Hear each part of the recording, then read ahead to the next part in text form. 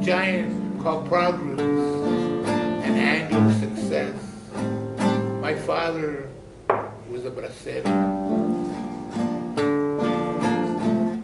I am Joaquin, and though the struggle is hard, I know that my spirit is strong. Way back, ellos eran parte de Operation Corky. So they had agents inside, you know, and he talks about it in his book, Right. you hear about how the agents Infiltrate. and that's what they do, you know, all movimientos. Aquí en Chicago también pasó eso. They infiltrate, they, you know, there's a word for it, I forget, you know. But sí, eso pasó con Corky y Miguel y the American Indian Movement. Y ahí infiltrated.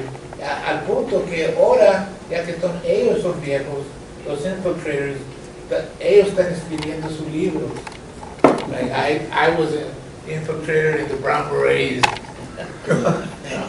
Or I was, you know, and I knew about the man. You know, he infiltrated the Brown Berets. Yeah. And he was now he's 72. So I gotta wait one more year, then I could, you know, release my. Because te hacen firmar que no puedes hablar. Right. Los But agentes. so a lot of the vatos are traders. Sí, como menciona Chuy, sí, el FBI lanzó una campaña de desprestigio, no nada más desprestigio, sino de infiltración, COINTELPRO, en contra de los movimientos populares, ¿no? En contra de los afroamericanos, en contra de los, especialmente de los Black Panthers, ¿no?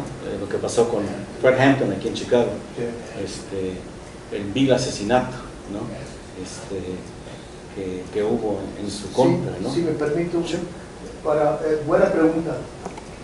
Bien hoy, como mexicanos, lo que está sucediendo en Nicaragua, Honduras, Venezuela, es coup d'état, lo que está sucediendo, siempre ha sucedido. Tenemos que aprender. Ahorita el presidente del NRA es Oliver North. Entonces supieron. Yeah, sí. Espérense. Entonces ese hombre es un crimen que... Pero nosotros, bien hoy, la historia de nosotros, tenemos que ahorita hacer tarea, profe, en lo que está sucediendo en Nicaragua, en Guatemala. Ahorita los Estados Unidos están allá. Yo soy veterano. Green Beret Special Forces. Lo que estoy haciendo yo es educando al pueblo. ¿Qué es la diferencia? ¿Qué es el trabajo de la FBI, del CIA? ¿Por qué lo hicieron? What jurisdiction do they have in our Bible? Y con eso, la educación, como le enseño a mi hijo, y me da mucho orgullo, mi hijo está trabajando para su doctorate, right now, his doctor's. Y si no fuera para el Chuy Negrete, que conocía tanta gente tejerina, cuando me invitaba a ver a Corky, siempre tenía, yo tengo familia, estaba trabajando, no pude ir a algunas conventions con él, y me da pena porque yo tenía chance de conocerlo, pero siempre estaba leyendo. Entonces nosotros, como educators y mexicanos, tenemos que hacer la tarea. Lo que está sucediendo ahorita es una cosa increíble, y no sale en la noticia, no sale en el New York Times, Wall Street Journal.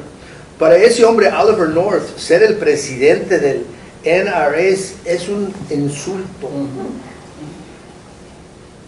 Pero eso es justo para nosotros, pero para ellos para ellos es representante lo que están haciendo. Sí, porque Oliver North fue aquel que hizo este truque de armas por drogas, ¿ok?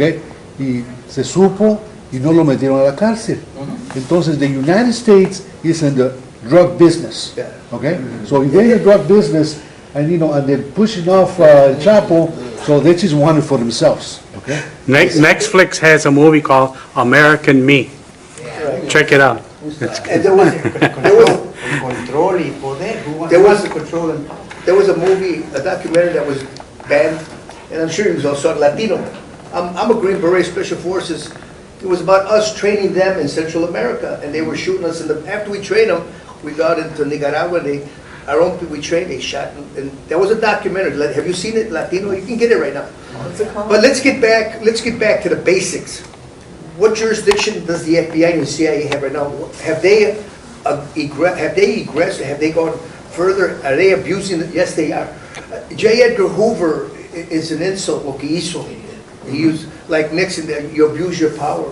Pero ahorita como maestros y como veteranos tenemos que educar al pueblo. That's Corky, that's our job. You know, the scholars are, who are intellectuals in Chicago? Who are our, que nos están diciendo esto es lo que está sucediendo? Pero ¿qué piensas? What's your idea? ¿Y qué vamos a hacer? That was a beautiful question, God, this is the thing. ¿Dónde vamos? We're in the 21st century. Y nuestros hijos are lost in cyberspace. Something to say about that. My grandmother and grandfather, there was an article I read, are lost in cyberspace. They're telling their kids to get off the phone, but they're on the... Ese es el futuro. Well, I want to say in relation to that comment about, what happened to the African American movement, I would disagree that it's dead now because it's taken different forms. Right. And the Black Lives Matter movement, which is mostly led by women, and is going on a lot online. And so that's a lot of where it's gone. And there's other leaders too, but there's people in the entertainment industry. I think Chance the Rapper has been, a great spokesman for Chicago. And so maybe that leads to the question of where the movement, and I don't think it's a Chicano movement anymore. I think it's a Latino movement. How does that move into the new media, and how does that reach a 21st century generation? Right. Where are the women at this table? That's a good point. Right now, the mujeres, it's their time. It's their time. There's women running for Senate, for Congress. And in Mexico, they're trying to pass the law. They're trying to make the Congress have 50-50. And women are running. I just got back from Moroleón, Guanajuato. And we have to bring them up. They have to be at the table. We have to recognize. I'm a feminist. I am a feminist. You're feminine? I have sisters, and my mom is very strong women. Where are our women now? That's one of the keys that we have to push. And also, how do we engage today's youth on their terms? That's right. And the way they communicate with each other, and the way they see the world, and the entertainment that they respond to, and the art that they respond to. Right. Yeah, no porque Martin Luther King ya no exista, no porque Jesse Jackson ya casi no diga mucho, no quiere decir que los problemas de los afroamericanos han desaparecido. Todo lo contrario, ¿no? Pero que se han recrudecido en muchas áreas, ¿no? Ya cuánta gente no se ha ido de Chicago, especialmente los afroamericanos, ¿no? Good point. Wow, tremenda, un éxodo tremendo de los afroamericanos. There's an exodus. Es un éxodo tremendo de afroamericanos por la falta de liderazgo de nuestro alcalde y de los concejales. Quizás los concejales negros ya no hay ese espíritu de lucha que había antes por parte de algunos. There is no longer a coalition. That was how we got heralded. That's how Chuy and Rudy. And when I talk to the black WVON, I go on the radio, where they don't even speak of it. They don't say there's a Latino Black coalition anymore. Right. But listen to WVON. Right. You got to listen, 1690. Right. Hablan de nosotros, y my wife says, ya paga eso, I don't want to hear the Loreto. I said, no, Yolanda, feel their pulse. There's nobody they can relate to like Rudy, like Chuy Garcia, like Chuy Negret. Is that the solution though? That's the question I have for you. Is it a black and Latino? Is that, profe, is that what we have? Una de las cosas que estamos viendo mucho, a veces, sometimes we go too much into, their situation. How about let's concentrate on our situation. How can we maybe copy from them and do something like them, or better, okay? Entonces, my question is, ¿quién es el líder latino en Estados Unidos que se puede decir, okay, that's the guy? Is it going to be the guy over there, what's his name? Luis Gutierrez. In New Mexico, what's the guy from New Mexico that's super rich, he's in all the businesses? Bales. Okay. Regresando. So who is the guy? Vamos a regresar a la pregunta. Okay, let's talk about blacks. Siempre estamos en el movimiento aquí con Rudy y lo que hicieron.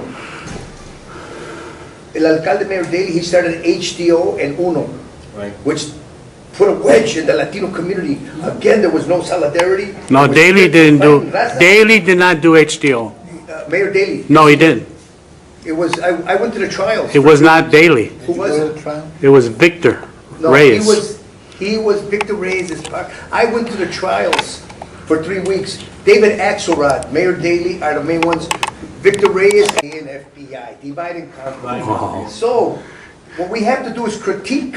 Thank you. Critique. Do not make accusations without having any facts, and we shouldn't use our names. Let's stop using the names, because that's what they did this.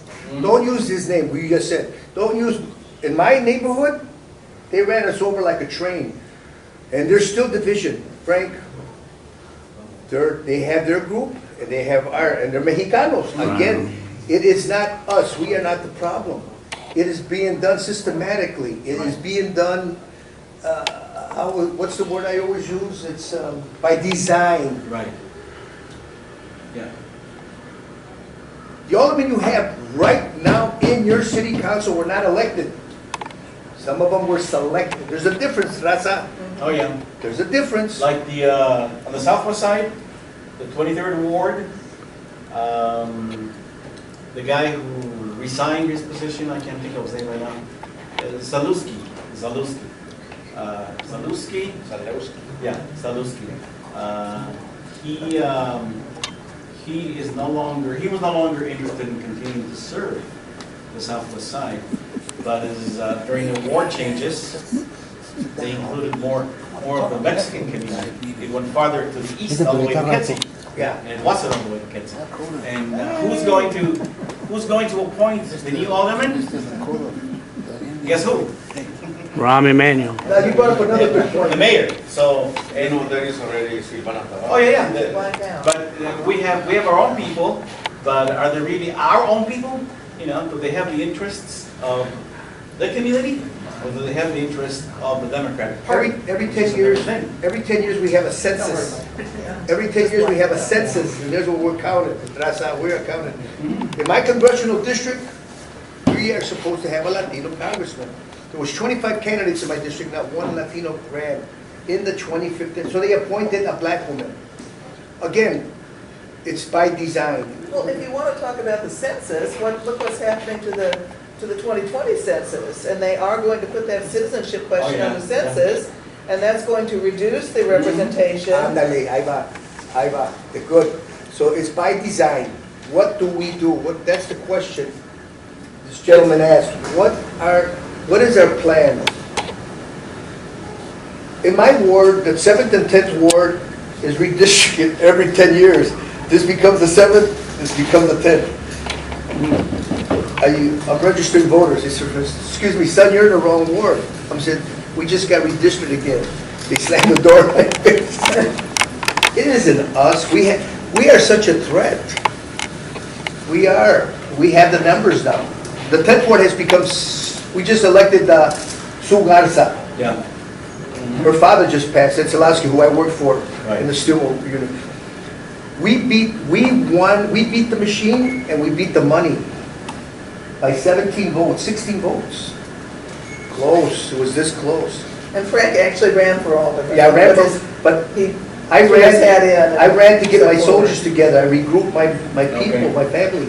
And then when it came to the primary, we banded all the candidates, and we almost lost, believe it or not.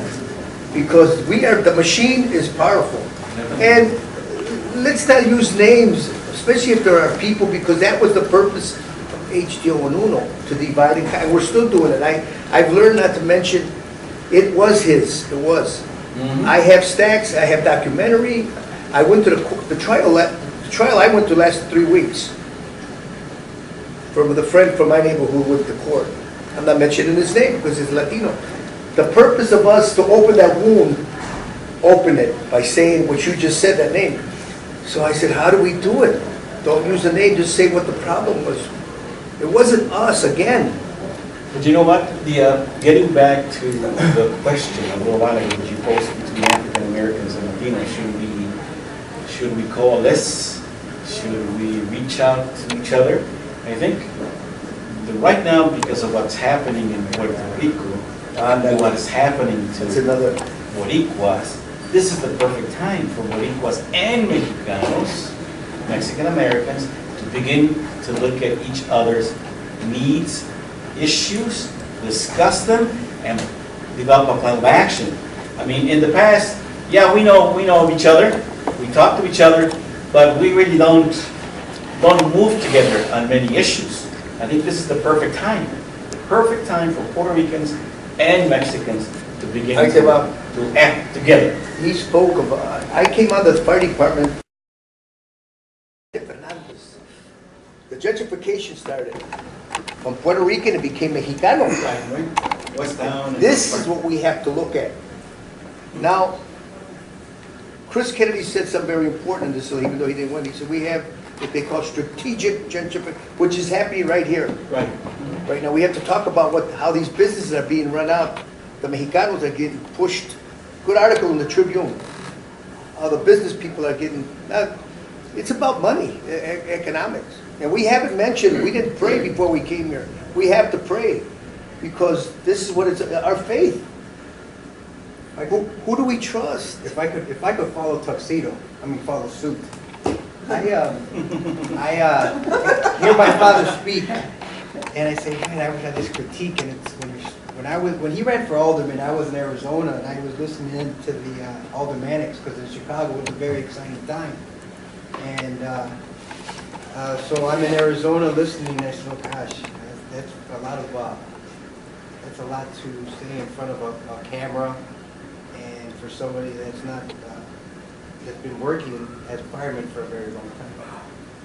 And so right now I have 3 things written down. The doctoral program, I've been working on a doctoral. The first 2 lessons that we've had was identity, how we see ourselves identity-wise.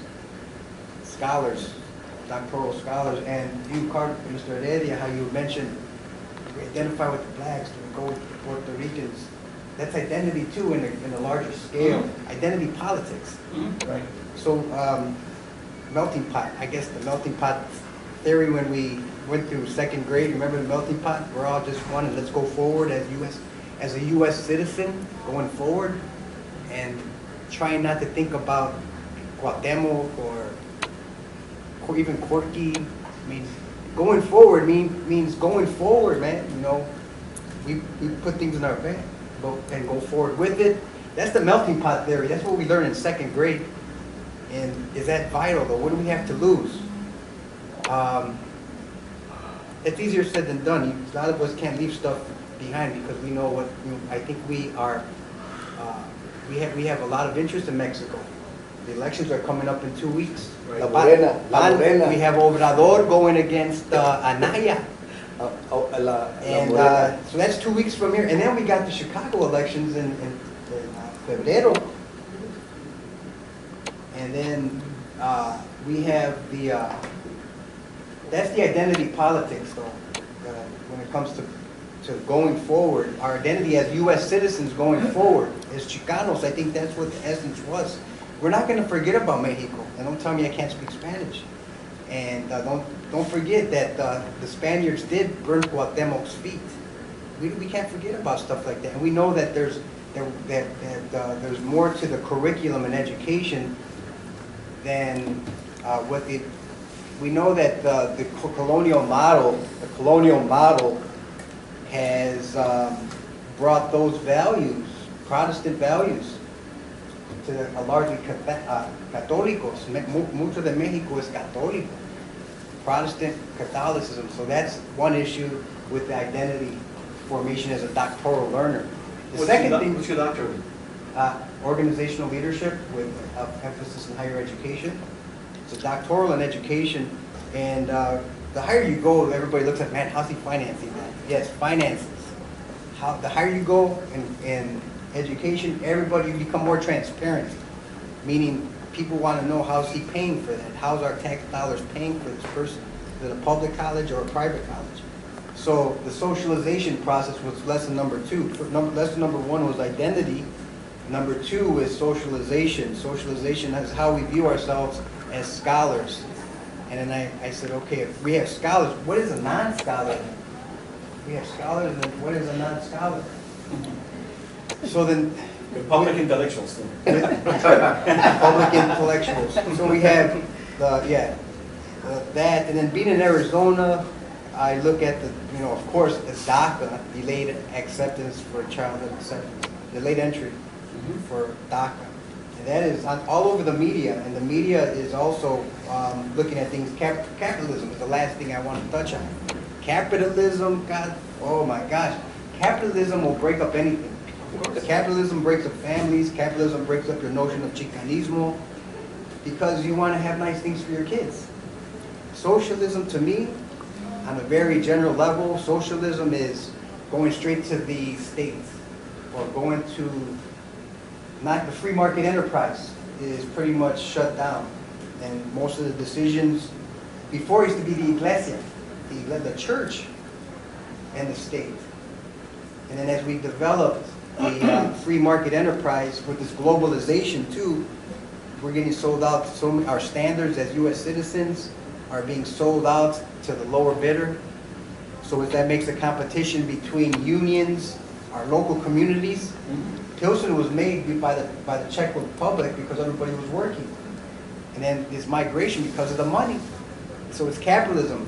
I like to consider myself a capitalist because socialism is, to me, we've learned the hard way as Chicanos that socialism is not the way to go as U.S. citizens. U.S. supports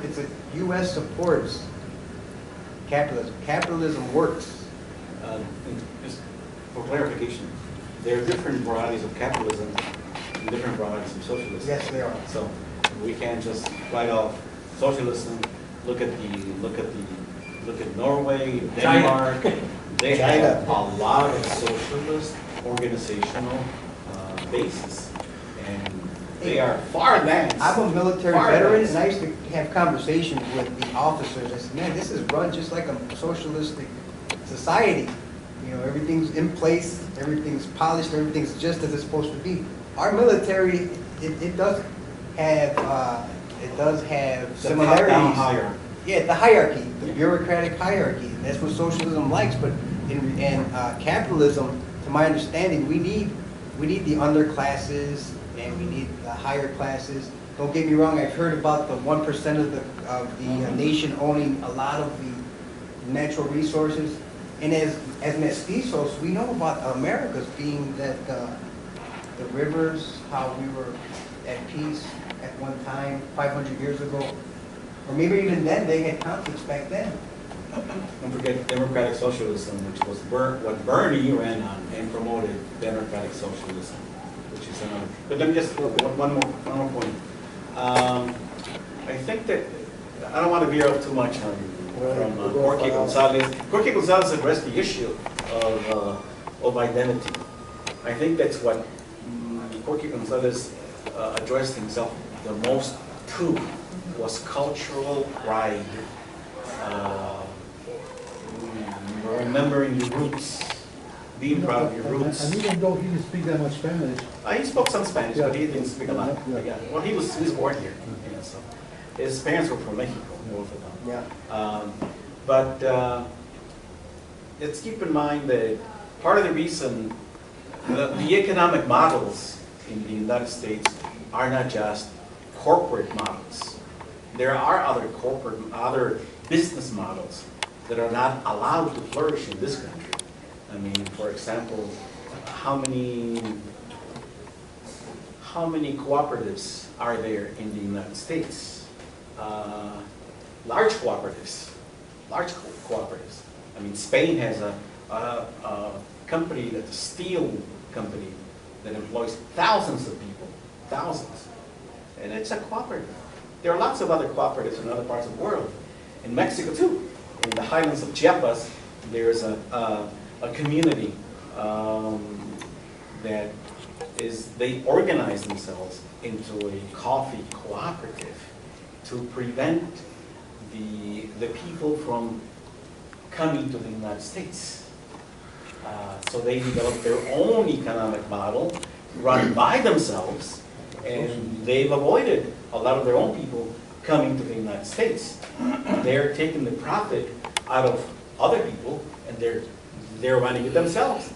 In the United States, in lots of states, there are laws against workers organizing their own cooperatives.